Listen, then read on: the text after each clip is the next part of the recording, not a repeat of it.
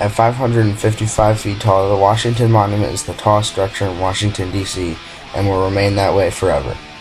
George Washington definitely deserves something for everyone to remember him by. Because of Washington's devotion to our country, he's honored with a monument that is currently under construction. George Washington led our country in the Revolutionary War, making him one of America's greatest heroes.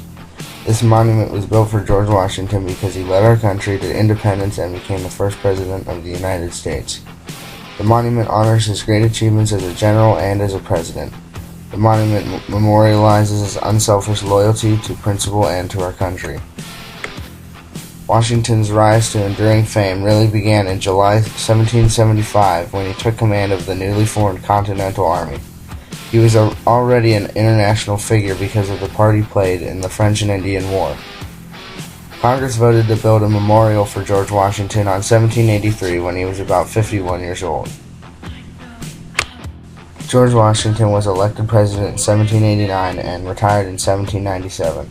As president, he made great decisions that cured debt, and he picked the right people for executive officers. He enjoyed less than 3 years at Mount Vernon after retirement. He died on December 14, 1799 because of a throat infection, and was buried right where he died, in Mount Vernon. George Washington wanted a simple funeral, but the exact opposite happened. Thousands of admirers and supporters came to the service.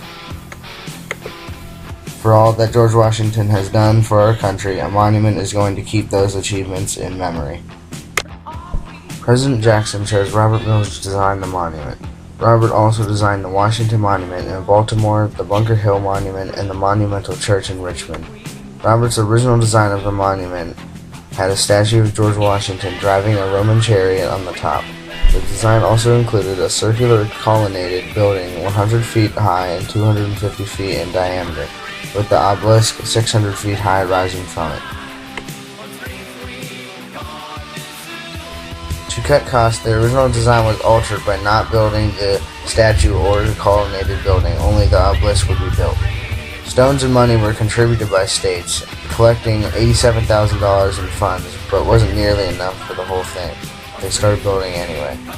The cornerstone was laid on July 4, 1848, and in 1849 about 57 men were working on this monument daily. Working on the monument during the 1850s was interrupted by political arguments.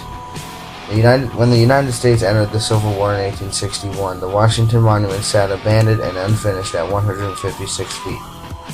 During the Civil War, money became short. Then in 1876, Congress took over the project and supplied money for the monument. On August 9, 1884, the aluminum capstone was set in place, marking the completion of the monument. The monument was not fully finished until that following December 6th. The monument was opened to the public in 1888. Lots of hard work was put into this monument, and that's why it was one of the greatest structures in Washington, D.C. Although still under repair, the Washington Monument is one of the National Mall's greatest symbols.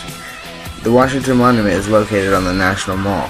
It was built there because it was close to a river and it was good for transportation and importing stones.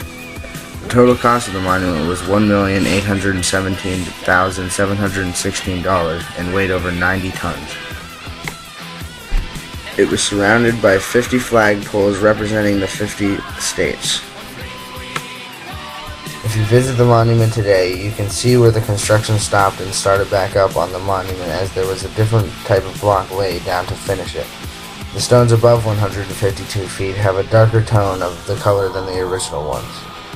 The monument has 193 memorial stones on the interior of the walls.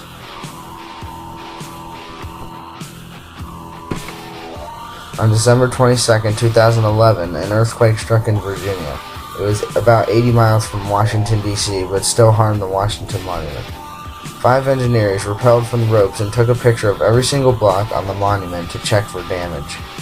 Today, the monument is temporarily closed because of that earthquake on August 23rd. It has caused stones in the monument to crack, making it unsuitable for entering.